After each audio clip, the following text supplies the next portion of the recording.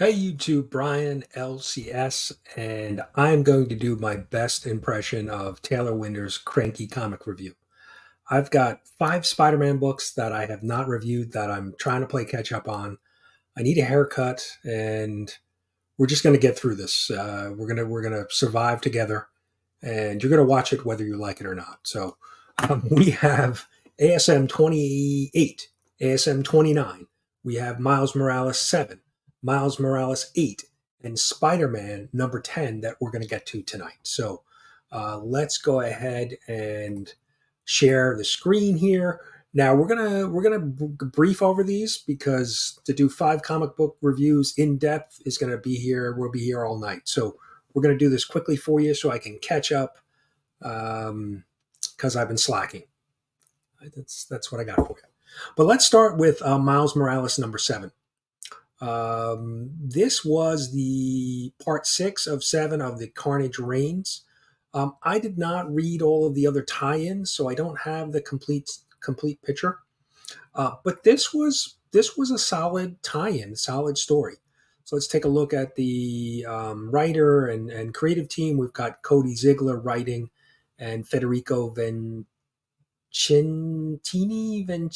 on art, who have been the consistent team on Miles, and they've been very good. So the Carnage Reigns series or event, if you would, has involved Carnage taking over some Tony Stark Iron Man technology, and so we see, some of the Iron Man armor, and he has kind of mind controlled some people throughout New York City.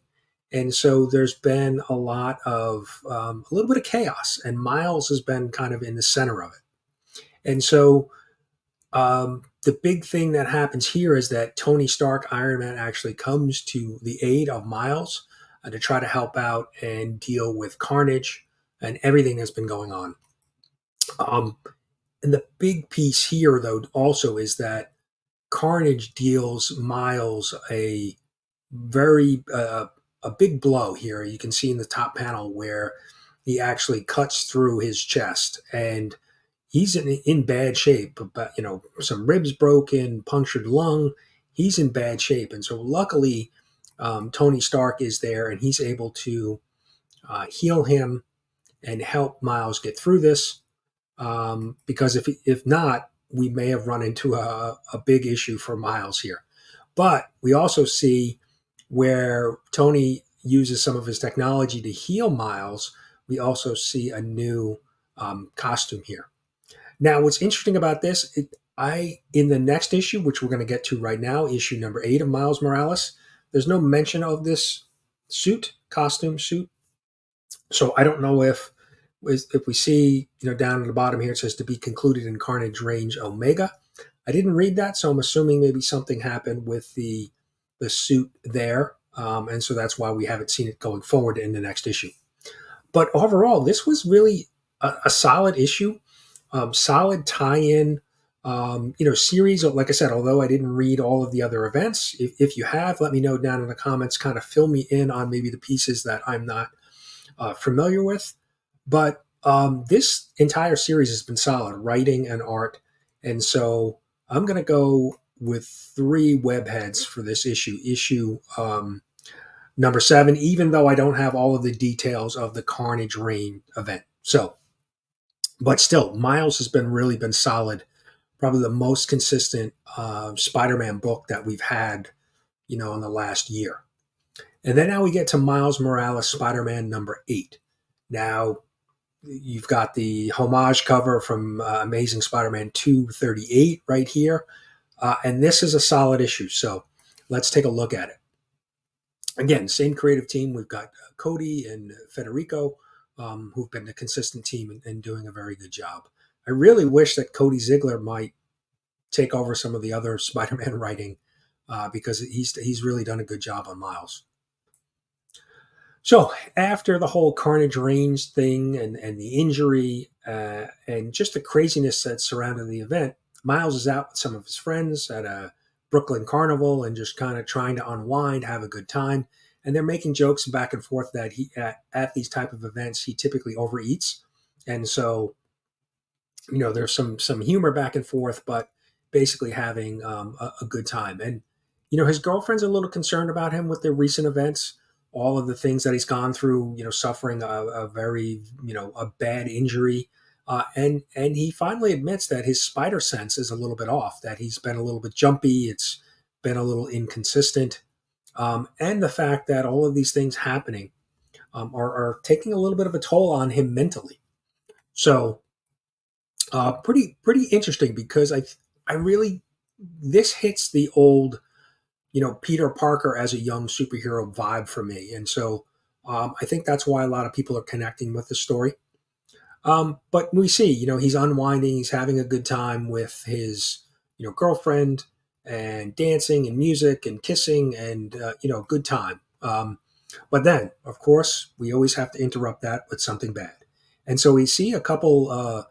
Hired mercenaries breaking into a Beyond Corporation um, tech warehouse, and they are met by none other than the Hobgoblin.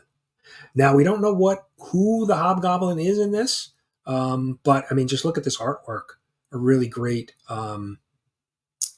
rendition of the Hobgoblin, and so Miles is leaving the carnival or the carnival because actually he ate too much and he wanted to go get some Pepto Bismol for his stomach because he ate too much food, and so they were going to walk him and his girlfriend walk to a nearby bodega, and his spider sense gets triggered, and he says, "Look, this isn't a false alarm," and so he springs into action and he gets to the Beyond Corporation tech warehouse and meets up with none other than the Hobgoblin. And Hobgoblin really kind of takes it to Miles a little bit and kind of beats him up again. So, we've had a couple now back to back issues where, Miles has been getting his butt kicked pretty regularly. So maybe just the learning curves of a young superhero. Um, and we see that he's kind of beaten up. He's banged up here, and um, after the confrontation with the Hobgoblin, and then we see the Hobgoblin sneaking up on him, and that's where we're kind of left off. Um, but again, this was another solid issue. Great artwork, great writing. We saw a little bit of the human side of, Miles with his girlfriend and dealing with the things that come with being a superhero. So a really solid issue, even better than I thought a great lead in after the Carnage Reigns series. So I'm going to go with, 5 webheads being the best, 1 being the worst. I'm going to go with a solid 4. This story was done really well. Artwork is, I think, great. So we're going 4 webheads. So Miles, like I said, has really been the most consistent Spider-Man book for me. But up next, let's get to Amazing Spider-Man 28 and 29. And so we're, past the whole, big event that happened with Miss Marvel and the mad mathematician, and so we're past that now, right? And so we're in this new story arc, and Doc Ock has re-entered the picture, and he is on a little bit of a revenge mission here. So we have Zeb Wells writing and Ed McGuinness on art, and there's the rest of the creative team. So where we last left off, we saw that Doc Ock's old he basically got rid of his old tentacles and was building a new set, and so Jay Jonah scooped up the tentacles and wanted to bring them to Oscorp to see if they could help repair them. And so with some pleading and some discussion with Norman and Peter, they finally come to an agreement that Norman will try to work on them and get them working. But we quickly find out that it's basically a little bit of a trap, right? And so the tentacles wanted to get there so that they could tap into Oscorp's computer system, security system, and basically hack the system. And so we see Doc Ock with his new new tentacles, the think he calls them octopods. They're basically little connecting pieces. His plan is in motion, and so that was step one to kind of crack the security system and computer system at Oscorp, and then he was going to go there to seek some of his revenge. And so we cut to that where Doc Ock has infiltrated Oscorp now, and he's dealing with both Spider-Man and the Gold Goblin. And he easily, with his new equipment, easily defeats Spider-Man and takes out the Gold Goblin. But he doesn't do it with force for Gold Goblin. He has, because he's hacked into the computer system, he's able to basically override and short out the Gold Goblin costume. And so we see, there's some conversation back and forth, and he basically throws Spider-Man aside, basically because he's not after Spider-Man, he's after Norman Osborn, to seek revenge for, the back and forth over the years between Norman and Octo over the, just the rivalry between the two. And so that's kind of where we leave off. Goblin, Doc Ock, we realized that Doc Ock is really after Norman. And so now we get to, well, before we do that, let me give you words, and remembering things are hard, as Taylor Winter would say. But issue 28, so to back that up, issue 28, I thought was a solid story. Better writing from Zeb Wells and solid artwork from McGinnis. So we're going to go with 3 webheads for issue 28 of The Amazing Spider-Man. Now, all right, now let's get on to issue 29. So we pick right up where we left off. Zeb Wells and McGinnis again, writing and art. And,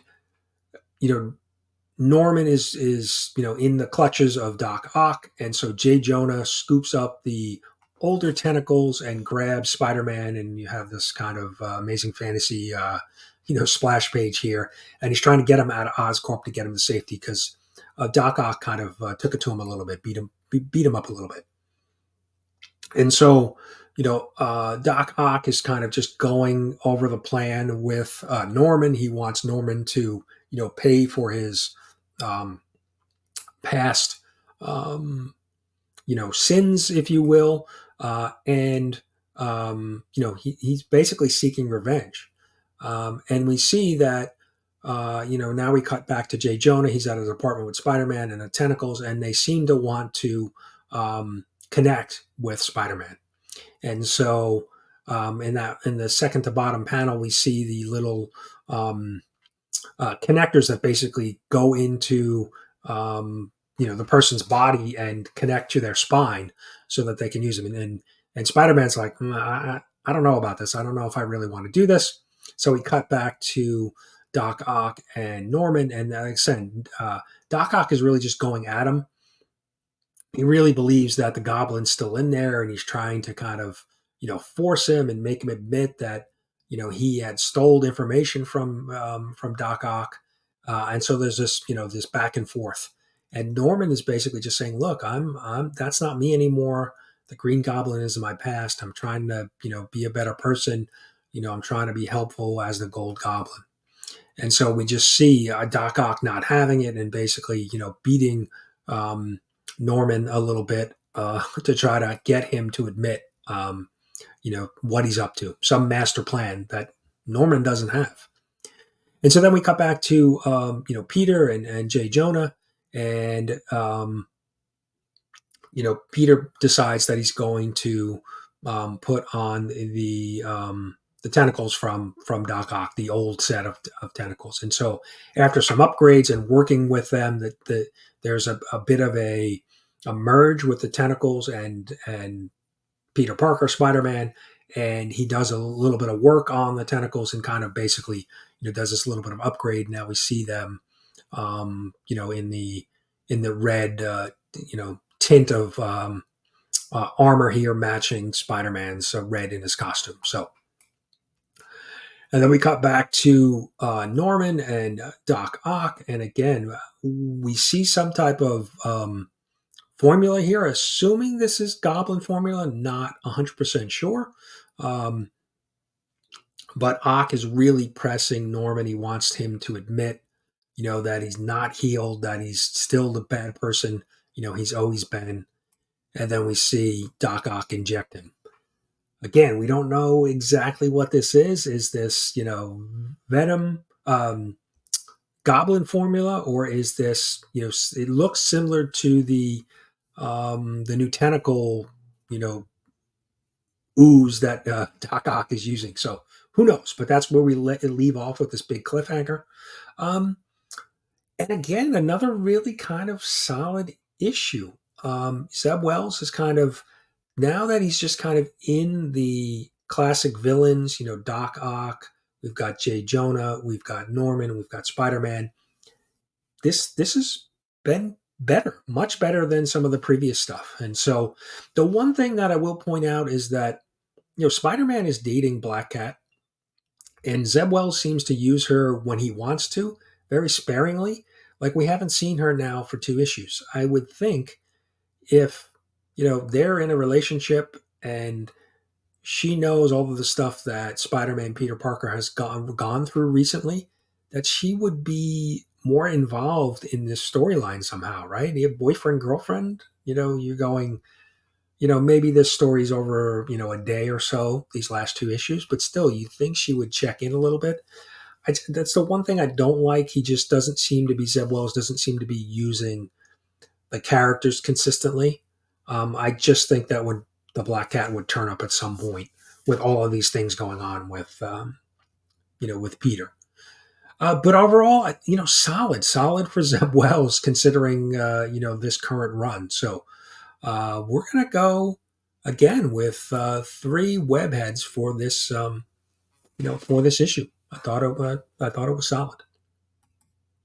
So I think now we are 4 down. We got through 2 Miles books and 2 ASM books. And please, I'm going to links down below for Taylor Winder. He's a great comic book reviewer. Evil's Comics, Evil Mike, does great jobs on reviews. And Pocan Joe. I don't think Pocan Joe gets enough notice in the reviews. He does a weekly review on Wednesdays, New Comic Book Day. Definitely need to go check him out. Joe is he's a thoughtful guy. He's a thinker. So he when I watch his reviews, I typically take something away that I didn't notice myself while reading a story. So definitely go check out Polka and Joe. I'll have links down below through to all 3 of those channels that do great reviews. All right, so let's get on to the last book. So this is Spider-Man number 10. This is the Dan Slott story, and we have Christos Gage. That's script, and then penciler is Mark Bagley. I think if you've been a fan of Spider-Man, you kind of know Bagley's style. So this story kind of picks up where we last left off, where Spider-Man's spider sense is in overdrive.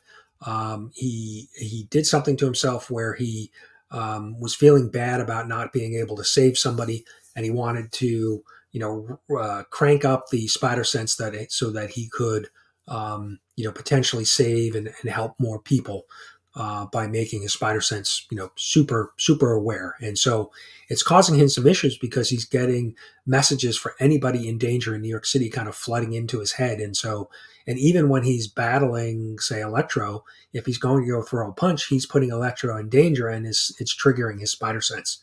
So it's kind of a not so good thing for him, trying to amplify his spider sense. And so he's still dealing with Electro, and like I said, the spider sense that's really kind of hindering his efforts to defeat Electro. And again, if there's people around him during this, he's putting them in danger and then overdriving the spider sense again. So you can see where it's kind of this vicious cycle. So in comes Spider-Boy to try and help Peter. He's been kind of in the background the last couple issues, kind of around in the city and kind of trailing Spider-Man and see what's going on. And so he comes in to help lend a hand with Electro. And he mentions here that, why doesn't anybody remember him? He's fought Electro before. And so there's a sense that Spider-Boy, knows all of the players in this, um, in the area here, but nobody seems to remember him. So it's been an ongoing theme. And so, with Spider Boy helping out with Electro and Spider-Man Spider Sense still in overdrive, he comes to um, a realization that he could use, because he's been dealing with, there's been some fires and things that he's been dealing with, and he's kind of buddied up with a fire chief here, that he doesn't need to save all of these people himself. Although the messages are flooding in, he gets on the fire truck's radio and basically calls out to all the different areas within the city that people need help. And so it's kind of the divide and conquer approach here, right? He doesn't need to do it all himself. He can delegate and get some other people out there to help with all these different dangers going on. And so again, we see Spider Boy dealing with Electro, and Spider-Man also realizes, hey, we've got the fire truck here. We'll use some water to shut Electro down. But he also then jumps in to save Electro because, again, his spider sense went off and had to save him. And Electro even makes the comment like, always the hero, right? And so we see Spider Boy now swing into action and basically clamp down and bite Electro like a vampire almost. And we see he has some fangs, and Spider Man's like, "What did you just do? Did you kill him?" And he's basically says no, that it's paralyzing venom. And so there's this back and forth about why did you do that type of thing. And in flies Norman Osborn, and Norman in the background has been working on a way to reverse the amplified effects of the spider sense. And so we see Norman shoot Spider-Man with this reverse effect for the spider sense, and we see that it worked. It actually, his spider sense is now not going haywire and for every little danger around him. And so and then he swings off. He says he's got to take care of something. And so before we get to that, we got this one page where we see to kind of remind us of Rec Rap, that he's still around. So I'm assuming that we're going to see him in future issues. There was just kind of this one or two pages that reminded us that he's still out there. And so I guess we'll be seeing him soon. So just wanted to kind of mention that because I know he was a favorite in some of the earlier issues when he appeared. And so Spider-Man tracks down Spider-Boy. And Spider-Boy mentions that he was, he's Spider-Man's sidekick. And, Spider-Man's basically looking to shut this down because he's like, look, no, you're not. I don't know who you are, but, we're shutting this down. I don't have a sidekick. And that's where we leave off. So I think we're going to get some type of conclusion with Spider-Boy, or get the reveal of this backstory where he seems to know everybody, but nobody seems to know him. So we are running really, really long. So we're going to try to wrap this up. But, this is another solid Spider-Man story. I think, Dan, that once we got out of the end of Spider-Verse story, the first couple issues, this Dan Slott story has gotten solid. We're back to just some basics with some classic Spider-Man villains, Electro. And, we're seeing this friendship develop between Norman and Peter. So overall, I really, I thought this was good. Thought this was solid. So we're gonna go 3 web heads for this issue. So we didn't have anything less than 3 web heads for any one of these 5 issues that we reviewed today. So let me know down in the comments. I know this is a lot. I was just trying to get through it. I've been so behind on some of these reviews. I wanted to kind of do all at once so I can get caught up very quickly. So, but still wanted to do the review because I know some people don't collect the books or purchase the books. They rely on reviews to kind of keep up to date on the story. So, and go check out some of my other fellow reviewers, Taylor Winder, Evil's Comics, Evil Mike, and Pocan Joe. I'll have links down below, definitely. But please let me know what you think of these stories. Which is your favorite? Are you reading them? If you are, like I said, which is your favorite? ASM, the Zeb Wells, the Dan Slott Spider-Man, or the Cody Ziegler Miles Morales. Like I said, I think the Miles Morales books have been the strongest.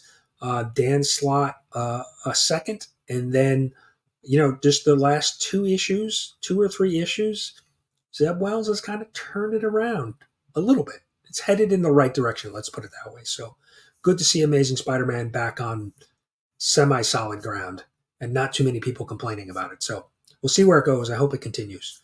But that's it, guys. Thanks for watching. Let me know down in the comments what you think, and hopefully I won't do a compilation video like this again. I'll do single reviews. So, and I'm going to go get a haircut now. Bye.